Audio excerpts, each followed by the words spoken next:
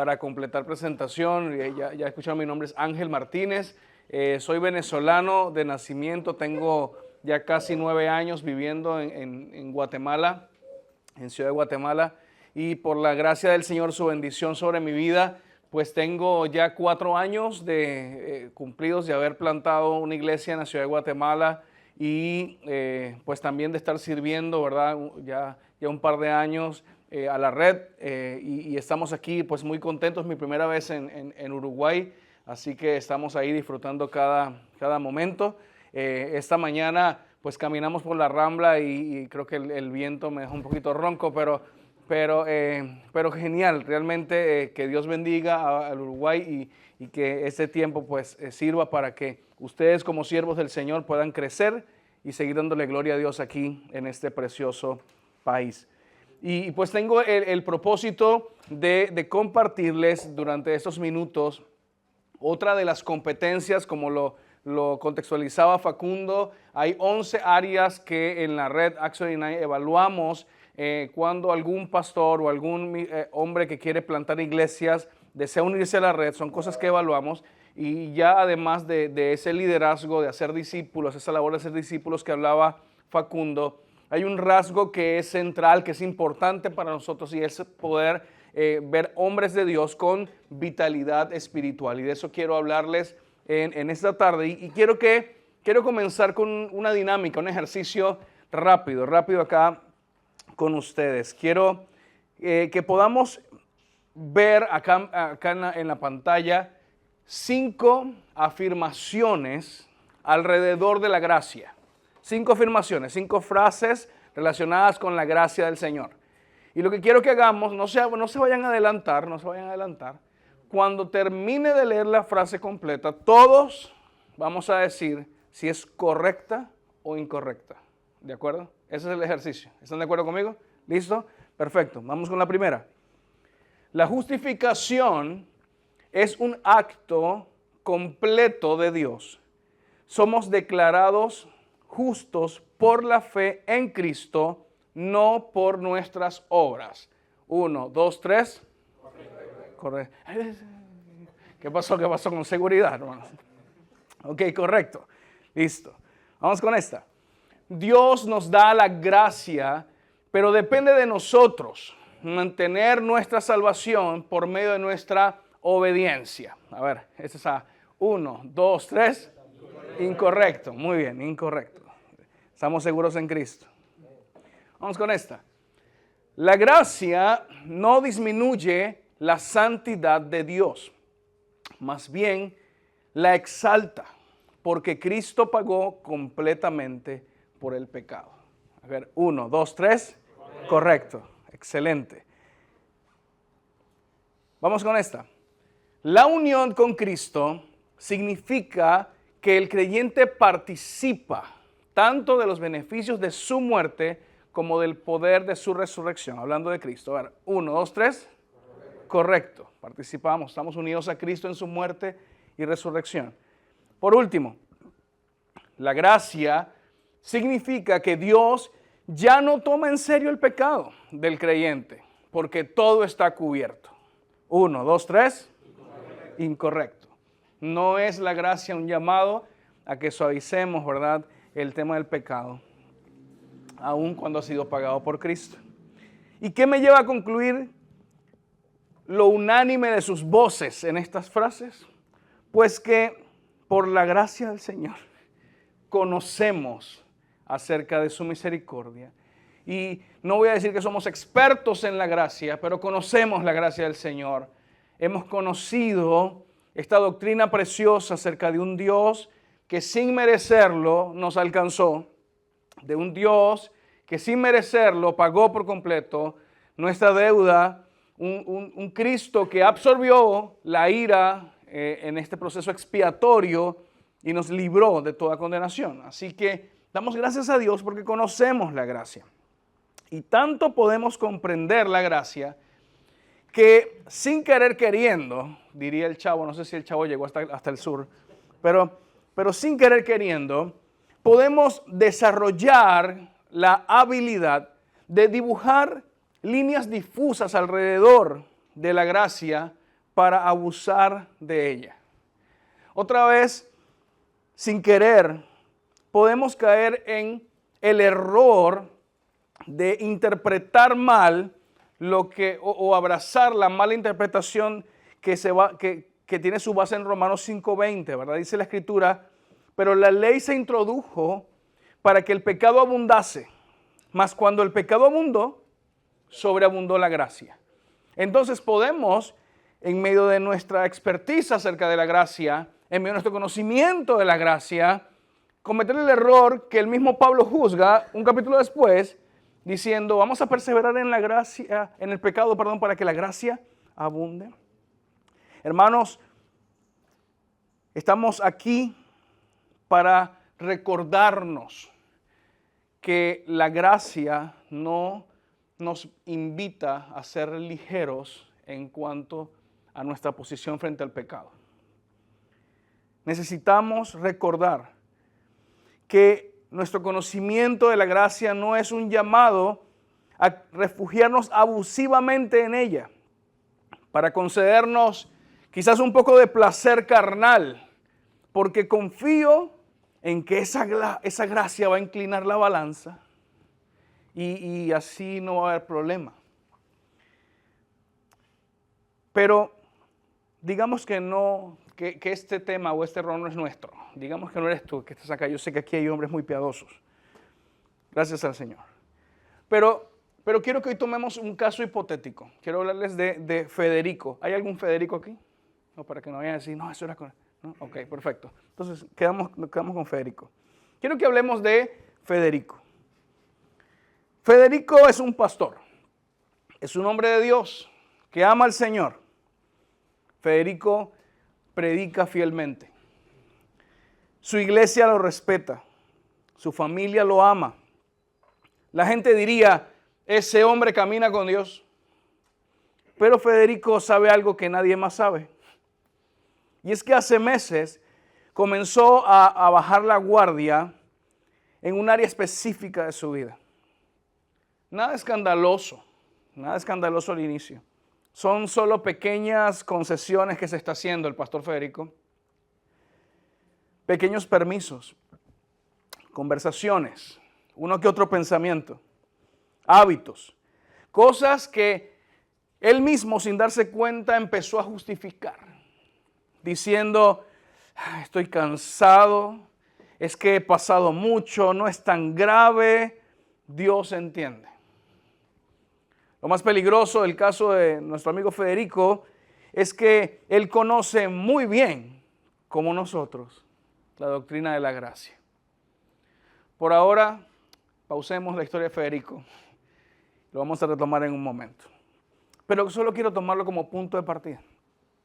Ahora, quizás al igual que Federico, tú también te has encontrado en el terreno peligroso de tolerar el pecado, de permitirte un poco de frialdad en la búsqueda de Dios o la realidad de ver el fruto del Espíritu como algo muy lejano a lo que debería ser.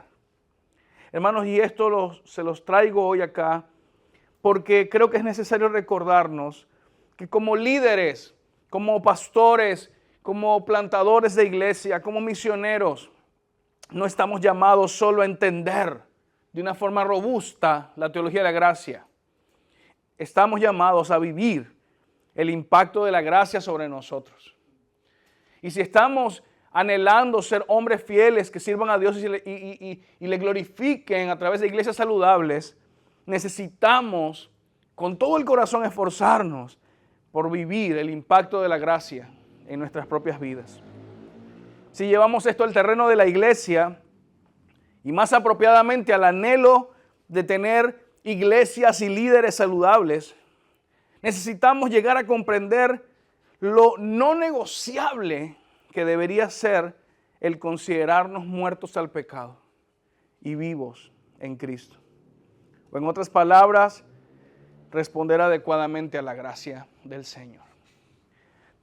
Hace un rato Facundo les mencionaba la página web de nuestra red, de Acts 29, es acts29latinos.com. Y en una de las partes de esta página está la descripción de estas competencias. Y me encanta cómo la red define vitalidad espiritual y quiero compartírtelo. La red lo dice así: la vitalidad espiritual es la vida de quienes resucitaron con Cristo. Es un don gratuito para nosotros, aunque costoso para Dios. Cuando Dios resucitó a Cristo al tercer día, nosotros resucitamos con Él. Vitalidad espiritual no es simplemente la apariencia de un hombre que ora mucho o lee mucho la Biblia, que estudia o se capacita. No es simplemente una acción o la suma de ellas. Cuando hablamos de vitalidad espiritual, estamos hablando de la vida de aquellos que resucitaron en Cristo, con Cristo, por la fe puesta en Él. Hermanos, quizás ustedes escuchan esto y corren el riesgo que yo mismo experimenté de pensar que esto es tan básico. Y a estas alturas de nuestro conocimiento teológico es tan sencillo que dejamos de tomarle importancia y empezamos más bien a abandonar la meditación acerca de cómo esto impacta mi vida y mi ministerio. El problema, hermanos, acá no es que no entendamos la gracia. Ya al menos en un ejercicio simple vimos que lo dominamos. El problema no es que no entendamos la gracia, el problema es que muchas veces el ministerio mismo tiene la capacidad de esconder una vida espiritual enferma. El ministerio mismo, lo que estamos haciendo, tiene la capacidad de esconder una vida espiritual enferma y lo puede hacer por mucho tiempo. Así que, sea cual sea el nivel del que estamos hablando de concesión con el pecado, quizás hablando de un pecado oculto que puede destruir tu iglesia, tu familia, deshonrar a la novia de Cristo. O quizás, más común, una lucha constante con alguna actitud, con alguna tentación en la que estás cayendo y quizás no es tan escandalosa, pero es igual de dañina. O simplemente como un acto preventivo, creo que deberíamos hacer una pregunta en esta tarde. Y la pregunta es esta: ¿de dónde partimos para que podamos realmente enfrentar una gracia que conocemos, pero que muchas veces es inapropiadamente ejercida? ¿De dónde partimos para enfrentar este problema de una gracia que yo comprendo, que yo predico, pero que yo mismo he sido capaz de torcerla para aprovecharme y abusar de ella? Tenemos dos opciones. La opción 1 es atacar los síntomas. Si no estoy orando mucho, pues voy a hacer un compromiso de oración y a partir de mañana, todos los días, voy a levantarme y voy a orar. Puedo hacer un compromiso de devocional, o voy a leer un libro al mes, y puedo atacar los síntomas. Y eso está bien. Sin embargo, ya sabes que atacar los síntomas no necesariamente resuelve el problema, sino que lo que hace es luego cambiar, ¿verdad? O mutar los síntomas y vemos que siguen ahí cuando ya me agoto de resolverlos en mis fuerzas. Así que creo que hay otra opción que es aún mejor y es precisamente atacar el problema de raíz. ¿Qué quiero decir con esto? Que podamos volver a Cristo, entender la gracia, pero no solo como una teología que yo predico, sino como la realidad espiritual profunda en la que el Señor en su misericordia me sumergió. Y a partir de eso, a partir de mi unión con Cristo, entonces irme a la primera opción, pero no como cosas que yo hago en mis fuerzas, sino como mi respuesta natural, fluida de lo que Cristo está haciendo en mi vida. ¿Sí? Así que, para comenzar bien, quiero que podamos ir a la segunda opción, y es volver a Cristo. Volver a Cristo. Si aquí estuviera el apóstol Pablo, diría, y no me canso de decirles estas cosas, así que volvamos a Cristo. ¿Amén? Vamos a hacerlo a través de la lectura en Romanos, capítulo 6. versículos 1 al 14. Romanos, capítulo 6, versos 1 al 14.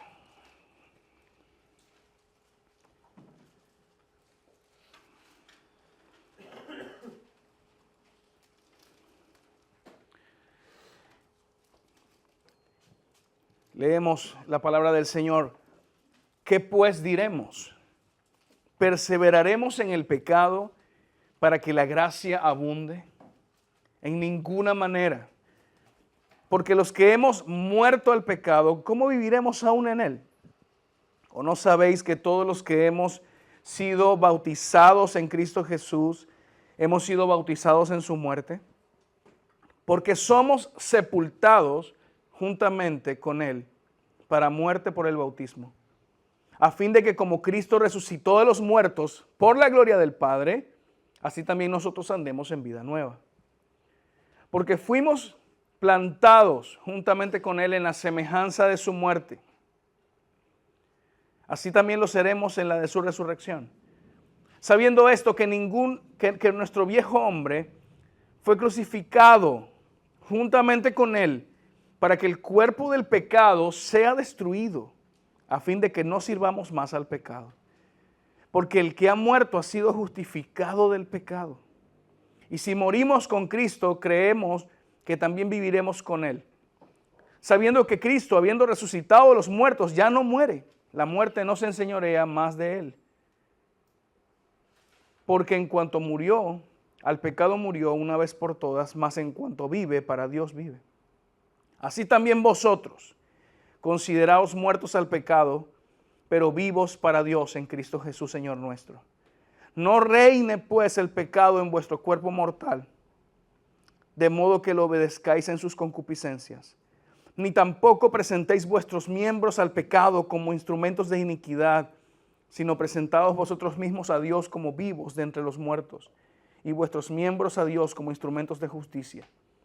Porque el pecado no se enseñoreará de vosotros, pues no estáis bajo la ley, sino bajo la gracia. Amén. Este texto nos invita a reflexionar en cuanto a nuestra posición ante el pecado. Pero si te das cuenta, es hasta el versículo 10 cuando empieza a hablar de resultados o acciones que tú y yo debemos asumir. Es hasta el versículo 10 cuando nos dice, considérense muertos, no hagan esto, no hagan aquello, pero los versículos anteriores a nuestras acciones dependen de nuestra unión con Cristo. Pablo está diciendo, antes de hablar de tus esfuerzos, rinde tus esfuerzos a la obra de la gracia de Cristo sobre ti.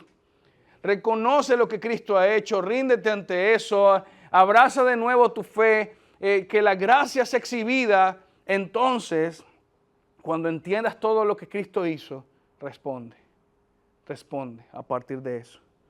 Así que lo que podemos ver como una convicción en este texto, algo que tú y yo deberíamos abrazar y que creo que es el centro de este mensaje de Pablo para nosotros y que es el centro de este mensaje para ti hoy, es que porque estamos unidos a Cristo en su muerte y resurrección, ya no vivimos bajo el dominio del pecado, sino para Dios. Eso es lo que Pablo quiere decirnos. Hermanos, tú y yo estamos unidos a Cristo en su muerte y en su resurrección. Por eso, ya no es que no debemos vivir. Ya no vivimos bajo el dominio del pecado, sino para Dios. ¿Crees esto?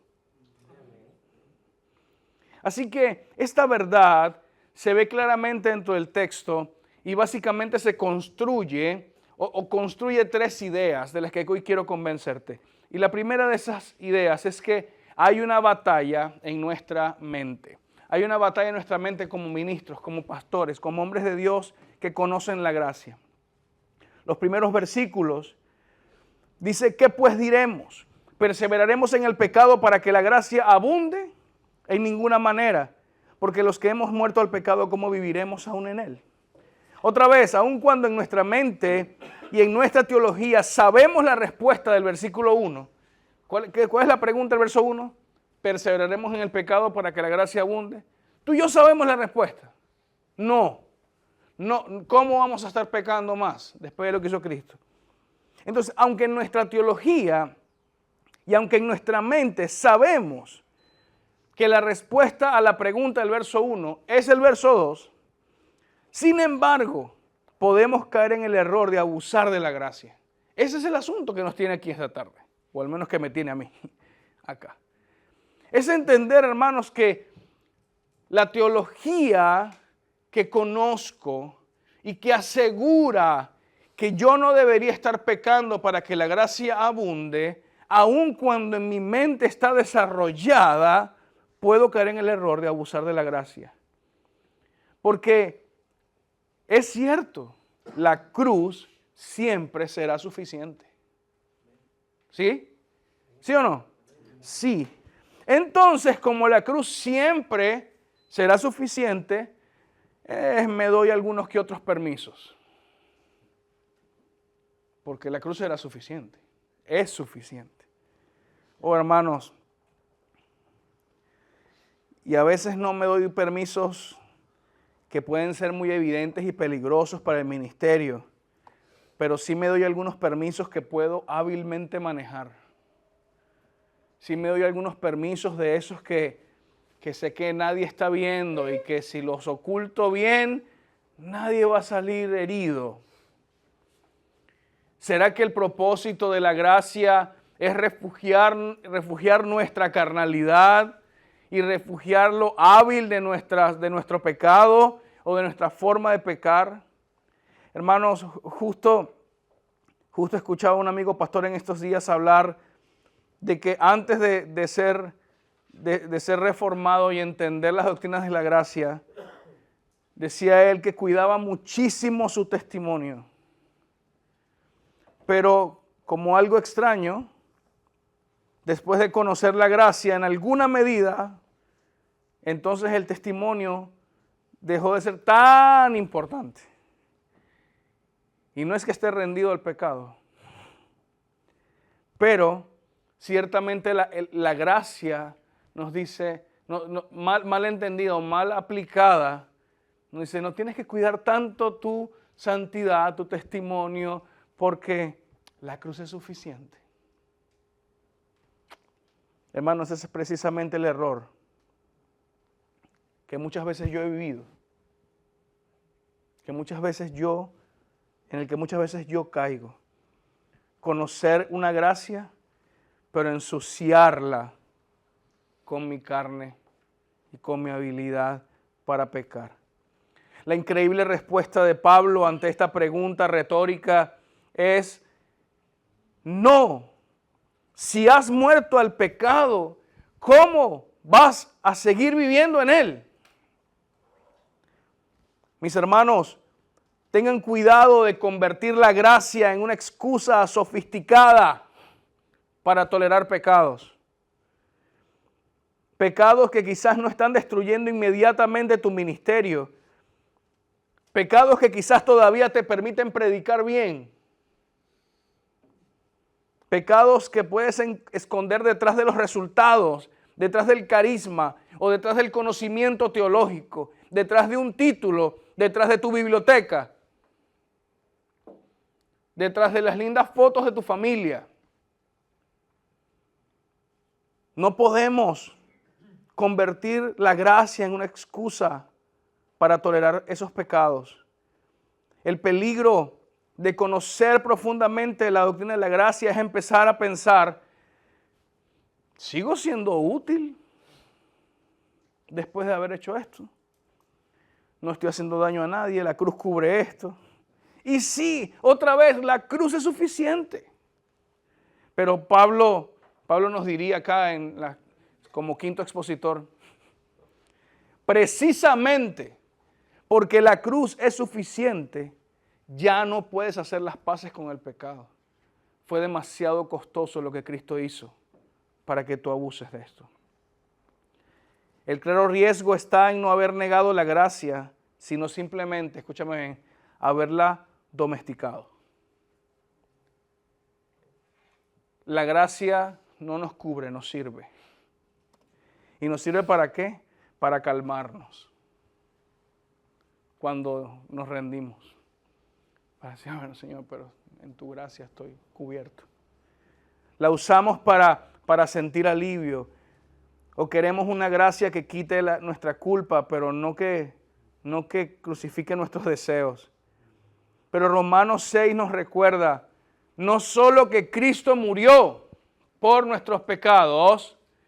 Romanos 6 inicia este discurso y esta exhortación diciéndonos, no solamente recuerda que Cristo murió por ti, sino que tú moriste con Cristo al pecado. ¿No dice eso el versículo 2? Lo acabamos de leer juntos. En ninguna manera, porque los que hemos, ¿qué? Muerto al pecado, ¿cómo viviremos aún en él?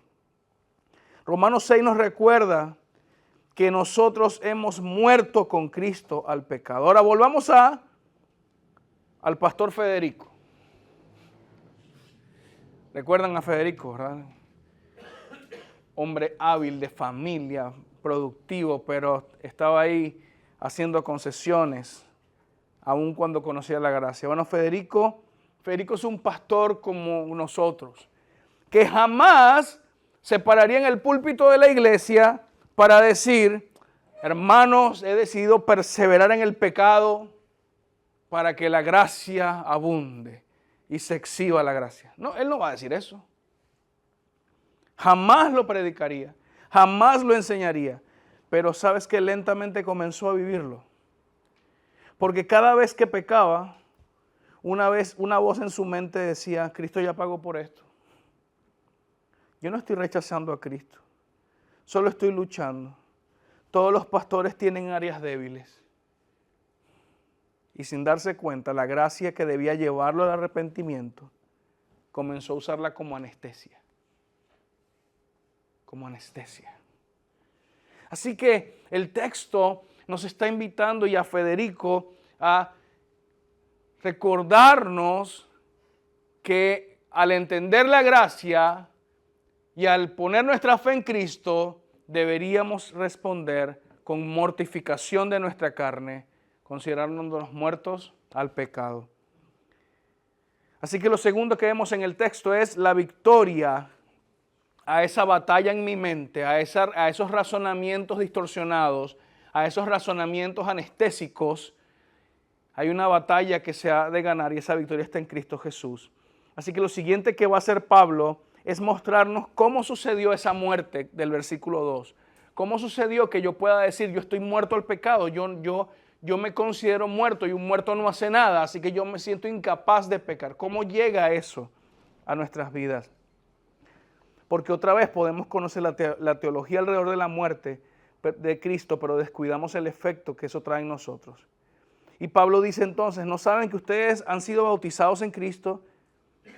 Hemos sido bautizados en su muerte, porque somos sepultados, dice versículo 4, juntamente con él para muerte, a fin, hay un propósito en esto, de que como Cristo resucitó de los muertos, así también nosotros andemos en vida nueva. ¿Andemos en qué? Vida, que alguien le avise a Federico. Porque si fuimos plantados juntamente con él en la semejanza de su muerte, también lo seremos en la de su resurrección. Sabiendo esto, que nuestro viejo hombre fue crucificado juntamente con él, para que el cuerpo del pecado sea destruido, a fin de que no sirvamos más al pecado, porque el que ha muerto ha sido justificado, y si morimos con Cristo, creemos que también viviremos con él, sabiendo que Cristo, habiendo resucitado a los muertos, ya no muere, la muerte no se enseñorea más de él, porque en cuanto murió, al pecado murió de una vez por todas, mas en cuanto vive, para Dios vive. Pablo parte del testimonio del bautismo. Él dice, si has sido bautizado en Cristo, y esto es básicamente, si tú has creído en Cristo, Facundo lo decía hace un momento, ¿dónde comienza el discipulado? En el bautismo, porque eso es mi testimonio público de mi nueva vida en Él, de haber puesto la fe en Él. Así que Pablo comienza desde el bautismo. Si tú has creído en Cristo, el bautismo es solo la señal o la ilustración de esta fe que he puesto en Jesucristo. Si tú te has bautizado, significa que has puesto tu fe en Jesús, y por esa fe has participado de la sepultura de Cristo. Es decir, has sido crucificado juntamente con Él, tu pecado ha sido pagado en esa muerte. Entonces vamos a encontrar en ese texto del 3 al 10 varias figuras como en Cristo, con Él, unidos, juntamente con Él. Es decir, lo que Él hizo ahí en esa cruz me estaba representando, así es que es como si yo hubiese estado sobre esa cruz, así que por la fe participó de la muerte, ¿cierto? Ahora no solo eso, sino que participó también de la resurrección, y en el versículo 6 está 4, perdón, está el centro, diciendo, para que andemos en nueva vida. ¿Qué es esa nueva vida? Vitalidad espiritual. Es decir, es la vida de los que han muerto y resucitado en Cristo. No es simplemente acciones, es la nueva vida en Cristo. ¿Ok? Entonces, Pablo está hablando acerca de esta nueva vida y el texto entonces afirma una lista de ideas alrededor de esa muerte de Cristo que opera en nosotros. Hay 5 cosas que dice el texto. El viejo hombre fue crucificado para destruir el cuerpo del pecado. El cuerpo del pecado fue destruido. Dice también, para no servir más al pecado. Dice luego que recibimos su justicia, es decir, hemos sido justificados en Cristo. Y que la muerte ya no tiene entonces señorío, el pecado no tiene señorío sobre nosotros. Ahora, tú sumas todas estas cosas y te pregunto, ¿alguna de estas declaraciones se ven grises? O sea, ¿alguna de estas declaraciones tú pudieras decir, ok, si yo tomo esto, pero no sé cómo lo interpreto de una manera distinta, quizás eso me da la oportunidad de pecar un poco? ¿Alguna de esas frases me da chance para eso? No, me está diciendo muerto, justificado, pagado. Así que hermanos, es todo lo contrario. Es por eso que la vitalidad espiritual, es decir, una vida de santidad, de búsqueda del Señor, de entrega total, no comienza con mis esfuerzos. Y eso es lo que Pablo está intentando comunicarnos. La vitalidad espiritual no comienza contigo esforzándote. Comienza contigo rindiéndote a Cristo, uniéndote a Cristo, reconociendo la obra de Cristo.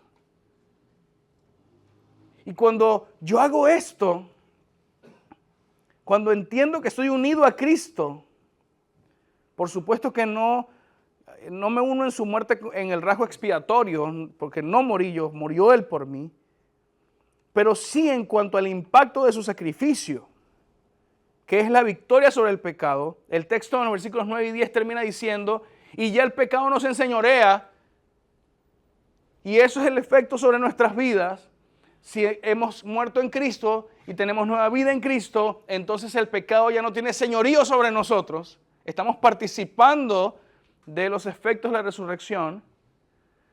Y esto, hermanos amados, nos recuerda que nuestra esperanza por esa vitalidad espiritual que a veces en el ministerio parece que se escabulle entre nuestros dedos. Y nos sentimos como pastores y correctamente indignos de tanta misericordia y anhelamos tanto muchas veces en esos bajones del ministerio por tantas cosas. Anhelamos esa vitalidad espiritual, esa vida encendida en Cristo, ese ministerio que le honra en todo sentido. Hermanos, eso no va a mejorar porque tomes buenas decisiones primero. Eso no va a mejorar con tu disciplina, sino con recordar que estás unido a Cristo por la fe. Así que tú puedes tener una agenda devocional espectacular y aún así estar seco, espiritualmente hablando. El problema de nuestro amigo Federico no era solamente el pecado, era que él había olvidado algo fundamental. No solo que Cristo murió por él, sino que él murió con Cristo. Y por eso Federico sigue viendo la cruz únicamente como el medio para un perdón, pero no el medio para una vida nueva y transformada. Entonces él empezó a vivir como si el pecado siguiera siendo su Señor. Y en medio de este pecado que lo gobierna, la cruz simplemente alivia los síntomas. Federico no necesita solamente disciplina, necesita volver a Cristo. Y eso me lleva, hermanos, al último punto de Romanos. Ya hemos visto cómo hay una batalla. Ya vimos que la victoria de esa batalla depende de Cristo y no de mi esfuerzo. Y Pablo termina diciendo entonces, ahora, victorioso en Cristo, vive esa victoria.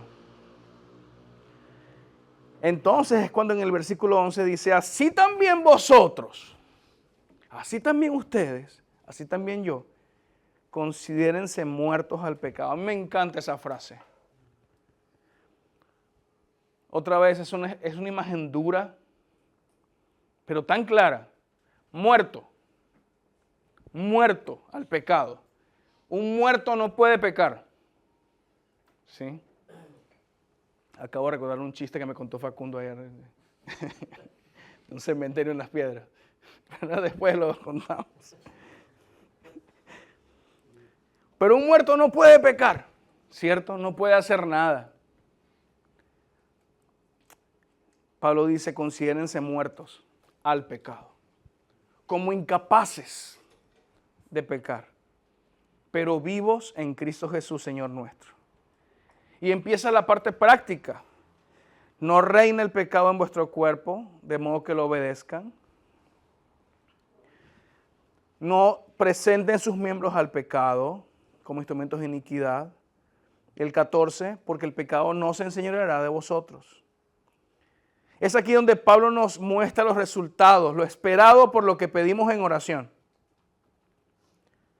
El problema, hermanos, es que en ocasiones procuramos estas cosas descansando en nuestras fuerzas. Seamos honestos. ¿A cuánto les ha pasado? ¿Cuántos han estado ahí? Voy a orar más. Eso nos pasa sobre todo en enero, ¿verdad? En enero. Voy a hacer más ejercicio, voy a orar más. El problema es que llega febrero.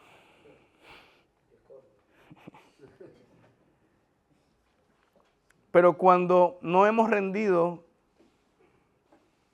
nuestras vidas a Cristo, somos incapaces de asumir estas cosas. Necesitamos rendirnos. ¿Para qué? Para, como dice Pablo, no obedecer el deseo de pecar que está en nuestro cuerpo.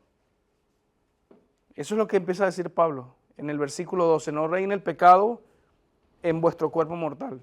Nuestro cuerpo, nuestra mente quiere pecar. Pero cuando yo estoy rendido a Cristo, cuando recuerdo la obra del Evangelio, entonces dejo de obedecer el deseo de pecar que está en mi cuerpo. Dejo de rendirme a acciones de iniquidad, sino que empiezo a hacer aquello que refleja la justicia de Cristo que me fue dada. Es decir, Jesús, tengo su justicia, entonces yo empiezo a reflejar una vida justa. No es mi justicia, es la justicia de Cristo que me fue dada. Y empiezo a vivir correctamente en relación con esa gracia. Dejo de abusar de ella y en consecuencia empiezo a glorificar a Dios. Dejo de abusar de la gracia. Encuentro refugio en ella cuando responsablemente vivo en la santidad y en el arrepentimiento, pero cuando caigo y aborrezco caer, sé que la gracia me cubre. Pero no estoy abusando de ella, pecando deliberadamente. ¿Por qué? Porque Cristo lo pagó todo. Y voy a ir cerrando. Ya sabe usted que todos los predicadores cerramos como 4 veces mi primer cierre. Pero voy a ir cerrando porque además de definir vitalidad espiritual, en la página de Acción hay una serie de lo que se llaman microhabilidades. Y es básicamente cómo se ve esta competencia. Entonces, ¿cómo se ve vitalidad espiritual? Es básicamente lo que Pablo acaba de decir. Cuando lees, te das cuenta, esto no es algo que se está inventando la red, así como que hombres piadosos que han dicho cómo vivir correctamente. No, la palabra nos enseña cómo vivir correctamente. Y lo que estamos haciendo es decir, la forma en la que vivimos vitalidad espiritual es Un hombre de Dios con vitalidad espiritual es un hombre que se toma en serio la santidad. Se la toma en serio.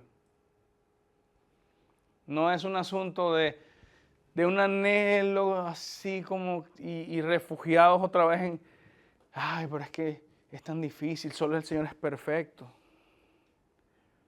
No es un hombre que se toma en serio este llamado. Es un hombre que da evidencia de una relación personal con Jesús. Es decir, es un hombre que procura constantemente estar en una relación real y personal con la persona de Cristo.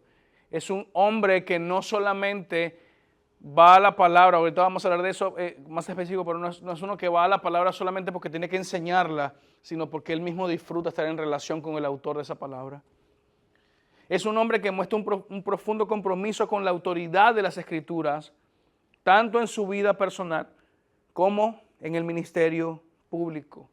No podemos hablar de vitalidad espiritual si nuestro compromiso con la autoridad de la Biblia es escaso o cuestionable. No vivimos a la luz de lo que la palabra enseña y predica. Y no puedo vivir a la luz de eso si ni siquiera la conozco, si no la estudio, si no profundizo en ella. Es un hombre que conoce la importancia de la oración, no solo como un medio para un fin. O sea, no es la oración como la estrategia que Dios me dio para alcanzar cosas, sino que es un medio para la salvación de los creyentes, una expresión de una relación íntima y dependiente con Dios. Es una vida de oración profunda con quien me uní. Me encanta la figura de Pablo. Estamos unidos a Cristo, hermanos. Es un hombre que muestra el fruto del Espíritu y un claro sentido de dependencia del Espíritu Santo para toda piedad y cada aspecto del ministerio. Entonces, si es un hombre que muestra el fruto del Espíritu, es un hombre que recuerda constantemente y se evalúa a la luz de Gálatas 5. Y dice, ok, ¿cómo está mi paciencia? ¿Cómo está mi benignidad? ¿Cómo está mi amor? ¿Cómo está mi gozo? Y te encuentras entonces en un problema porque por personalidad no eres así. O por formación no eres así. O por crianza no eres así. Y ese es el asunto. Si intento ser lo que no soy, voy a encontrarme frustrado. Y por eso Pablo dice, no comiences contigo. Comienza en Cristo. Ríndete a Él. Entonces Cristo va a modelar todo esto. Pablo nos ha enseñado que porque estamos unidos a Cristo en su muerte y resurrección, ya no vivimos bajo el dominio del pecado, sino para Dios. Eso es vitalidad espiritual, vivir para Dios. Y no lo vas a poder lograr en tus propias fuerzas. Necesitas rendirte al Señor. Necesitas rendirte a Cristo. Ahora, hermanos, lo que intentamos en Acts 29, compartir contigo en esta tarde a la luz de la vitalidad espiritual, es que no es simplemente energía, no es simplemente entusiasmo ministerial, es una vida nueva en Cristo. Es la vida de las personas que fueron unidas a Él en Cristo. Federico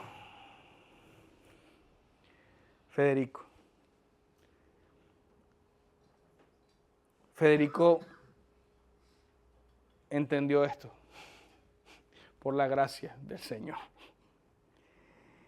Y cuando lo vio, ese día después de salir de la iglesia, después de predicar acerca de esto, y él mismo ser confrontado por la palabra, ese día quizás como en mucho tiempo no lo había hecho, dejó de justificar su pecado.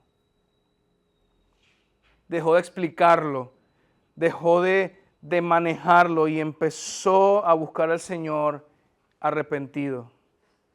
Comenzó a llamar lo que estaba haciendo por su nombre, pecado. Y supo cómo estoy perseverando en el pecado. Confesó su pecado, pero no porque tuviese miedo de perder su salvación, Federico sabe que él está seguro en Cristo. Se arrepintió, no porque tuviese miedo de perder su salvación, sino porque finalmente recordó, yo morí con Cristo. Este ya no es quien soy yo. Ya yo no soy ese pecador. Yo morí con Cristo. Ese ya no soy yo. Entonces no voy a seguir viviendo así. Entonces Federico tomó decisiones, no emociones. Llamó a otro pastor, confesó sus pecados con este pastor amigo, le dijo lo que estaba haciendo, le pidió ayuda para rendirle cuentas y protegerse de sí mismo. Eliminó sus excesos y sus accesos. Habló con honestidad con su esposa y volvió a cultivar comunión con Dios.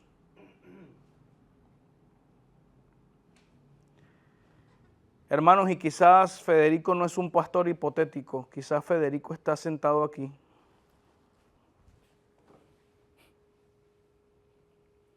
Quizás Federico está predicando, quizás Federico soy yo.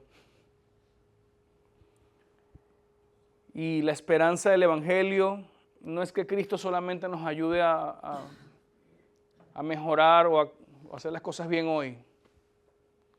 La esperanza del Evangelio es que en Cristo hemos sido crucificados y ya no somos ese hombre. Ya no somos ese hombre. Ya no somos ese hombre en Cristo.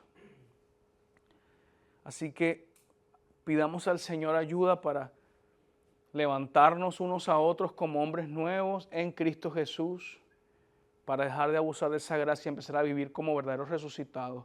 Esa es una cualidad de un hombre que realmente quiere glorificar a Dios, hermanos. Lo que hemos visto es que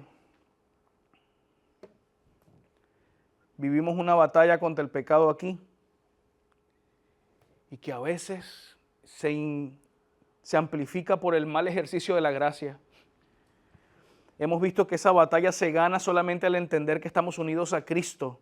Y es entonces cuando los frutos dejan de ser una tarea titánica, cuando orar más deja de ser un monstruo que necesita mi disciplina, cuando leer las Escrituras, meditar y estudiar ya deja de ser un asunto que no logro sostener en el tiempo, sino que es el fruto natural de quién soy yo.